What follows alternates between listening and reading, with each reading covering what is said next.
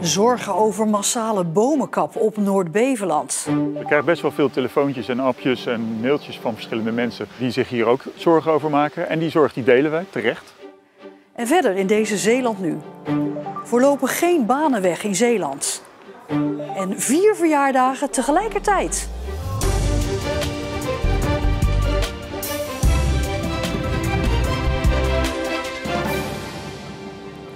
Goedenavond. Een plan op Noord-Beveland om volgend jaar ruim 500 bomen op karakteristieke boomdijken te kappen. Dat plan roept veel emotie op. Kappen van bomen klinkt vreemd in een tijd waarin mensen juist de boodschap krijgen dat ze meer bomen moeten planten, zeggen tegenstanders. Maar Staatsbosbeheer zegt dat bij de bomenkap dat het alleen maar gaat om noodzakelijk onderhoud. Het is een belangrijke en kwetsbare tijd nu. CO2, bomen brengen verkoeling, houden regenwater vast. En acties zoals de ZMF, die boomuitdeelacties, die worden en masse opgevolgd. Dus wat dat betreft, dat rijmt niet met elkaar. Noord-Beveland, een weids landschap met groene linten. Het zijn de boomdijken. Fotogeniek zijn ze, deze dijken. En ook het lokale gemeentebestuur laat zich er maar wat graag fotograferen, zoals te zien is op de gemeentelijke website. Nadat er vorig jaar al 500 populieren tegen de grond gingen, wil Staatsbosbeheer er nu opnieuw bomen kappen. 540 in totaal. Een aantal daarvan is ziek, anderen zijn op leeftijd en moeten worden vervangen. Het plan leidt op het eiland tot onrust en onbegrip.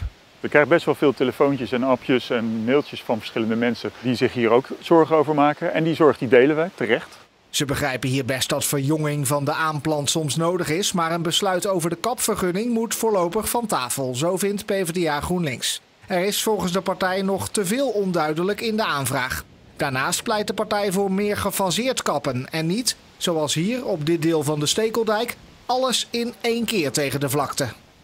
Toch weer een segment van 500 meter waar hier alles in één keer tegen de vlakte zou moeten gaan. Ik zou zeggen, die fasering die kan beter, de herplant kan beter. Want de herplant, die is neergezet op de plek waar vorig jaar zo rigoureus is gekapt, stemt niet geheel hoopvol. Nu stond er dus op deze plek precies hetzelfde als waar we net waren. Het is een mooie laan met hoge populieren. En dit is de herplant die geweest is. Ruim de helft heeft het niet overleefd. Het is eigenlijk nog steeds kaalslag. En op die Stekeldijk in de buurt van Kamperland staat onze verslaggeefster Els Fokke. Els, ja, het klinkt toch inderdaad raar, hè? Aan de ene kant massaal kappen en aan de andere kant bomen bijplanten. Ja, Staatsbosbeheer kan niet voor camera reageren, maar ze snappen wel dat het zo gevoeld wordt. Maar ze zeggen ook populieren, soorten als populieren, die gaan maar een bepaalde tijd mee. En daarom is het zo belangrijk om de zoveel tijd te verjongen. Juist om die groene linten voor de toekomstige zeeuwen te behouden. En ze willen ook kijken of ze verschillende boomsoorten door elkaar heen kunnen gaan planten. Dat zou goed zijn voor de biodiversiteit en niet meer in meerdere rijen naast elkaar, zoals vroeger.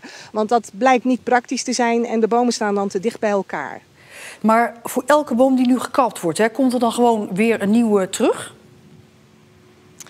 Dat is wel het beleid, zegt Staatsbosbeheer. En als het niet kan op de plek waar gekapt is, dan doen ze dat op andere percelen. En nog even over die treurige boompjes die je net in het filmpje zag. Die worden allemaal vervangen. Els Fokke, dankjewel. De verkoop van bedrijfsonderdelen van PESEM aan het Tsjechische energiebedrijf EPH gaat volgens de directie voorlopig geen banen kosten in Zeeland. Nou, we hebben afgesproken met elkaar dat in ieder geval een aantal jaren deze activiteiten gewoon hier zullen blijven, hier gehandhaafd blijven. Het is natuurlijk wel zo, het wordt verkocht. Dus daar moet je ook reëel in zijn. De helft van de aandelen in de Sloescentrale en het hele leidingenbedrijf PESEM Pipe BV zullen nu worden verkocht. Aandeelhouders zijn nu nog de provincie Zeeland en de 13 Zeeuwse gemeenten. De verkoop moet 150 miljoen euro opbrengen. We hebben met elkaar ook een dividendbeleid afgesproken. En daar zal het bij opgeteld worden en kijken op welke manier dan het dividend zal wijzigen. Maar het sommetje van, nou, we krijgen zoveel geld en dus zal het wel uitgekeerd worden aan de aandeelhouders, die is te kort door de bocht. De verkoop van de bedrijfsonderdelen van PESEM zal naar verwachting eind dit jaar plaatsvinden, maar moet nog wel worden goedgekeurd door de aandeelhouders. Er is vertraging in de zaak van de moord op de 60-jarige Vlissingse schoenmaker Johan Quist. Dat bleek vandaag op een voorbereidende zitting. De 38-jarige verdachte wordt naast de moord op Quist ook verdacht van het doodschieten van 2 mensen op een zorgboerderij in Alblasserdam. Nog steeds is niet duidelijk wat de motieven van de verdachte zijn. Hij moet daarvoor onderzocht worden in het Pieterbaancentrum, maar daar is een wachtlijst. De Vlissingse schoenmaker Quist en de verdachte hadden elkaar ontmoet via een chatroom, waarna ze in de zaak van Quist afspraken.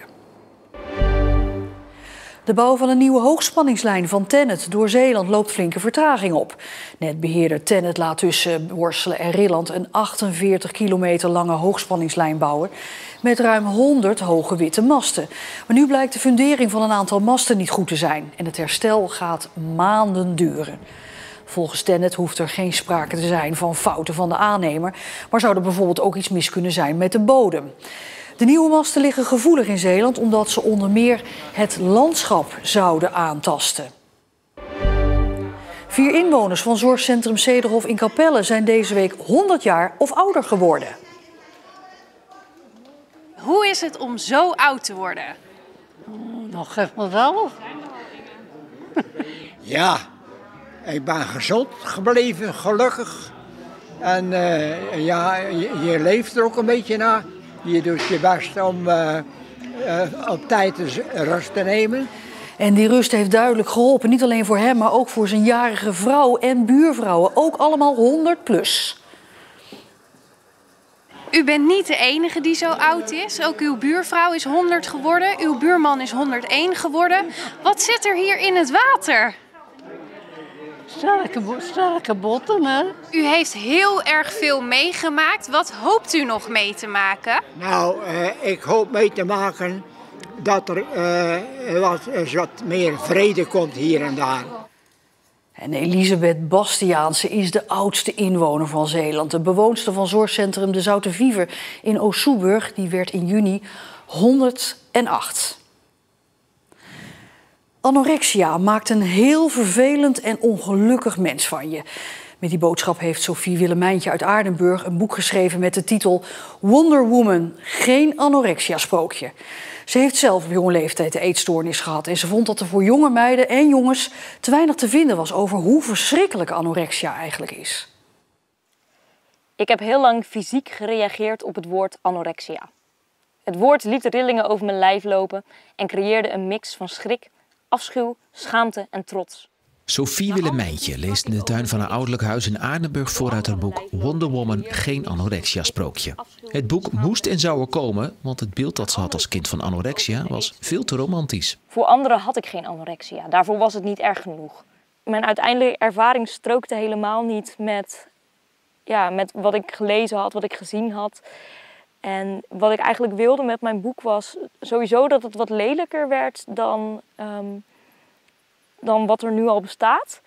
Maar ook dat het liet zien wat een eetstoornis doet met je sociale ontwikkeling. En met de mensen om je heen. Omdat dat niet benadrukt wordt. Anorexia was de heilige graal. En ik had niet het recht om mezelf die heilige graal toe te eigenen. In mijn hoofd deed ik het wel. In mijn hoofd durfde ik soms tegen mezelf te zeggen dat ik anorexia had. En dan voelde ik me goed. Dan voelde ik me trots. Op 11-jarige leeftijd begon de eetstoornis. 2 jaar later kreeg ze de diagnose.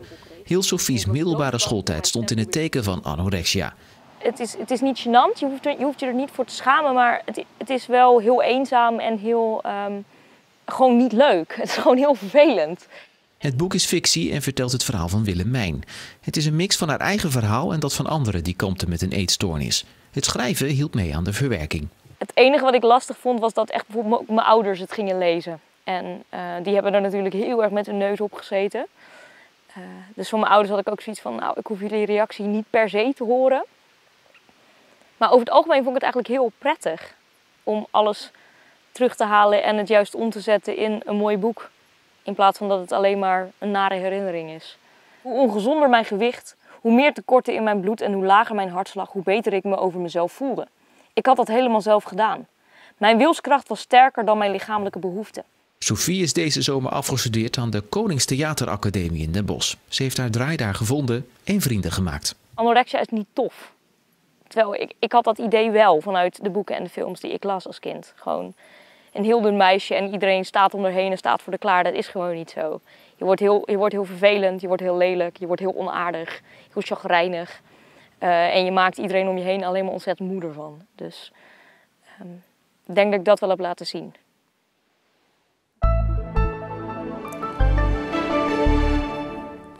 Na de regenbuien vanochtend klaarde het in de loop van de middag toch weer op. Het werd 13 tot 14 graden. En ook morgen beginnen we droog, maar in de loop van de dag komen er dan toch weer buien. En dan wordt overmorgen toch weer een aardige dag. En het weekend weer regenachtig. Het is dus een beetje halen en brengen. En tot zover deze Zeeland Nu. Nog een fijne woensdagavond.